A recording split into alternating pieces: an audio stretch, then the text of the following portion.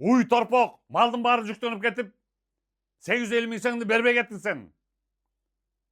Қандай уятың жоқ демесің, я? Кулматов Бердибек Шавканович, 55 жашта. Мына көріп қоғыла, мен сөйпеттер замат, фотография шығат, под криминаль музыку. Сен келіп тұрып, Беловодскіден Ерландың атасынан ошынчы мал жүктөнүп, мына видеоң шығат, мен сөйпеттер замат. Берем деп жанталаш отқаның. Жаңың шығып жанталаш отқаның. Ақыр бербей кеттің. Деп қоған, ұқтың бұл, 850 миң сом деген, почти миллион сом.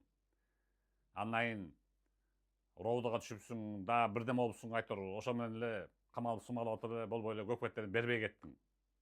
Ошо айтып қойса болобу. Жөн кезере беріп қоған, ұқтың бұл? Мына көріп қоған. Емес, Султанов Урмат Байкеден 7 баш мулет алдық. 6 баш галштин, 6 баш галштин, 1 баш сементал. Общий суммасы 950 миң. 50 миң болды, 100 миңін задатық қылып бердік, 850 миң қалды ошында. Ушул айдын аяғына. Майдын 31. Майдын 31-не құдайым берсін. Ошоға чейин, балким мага чейин делетилет.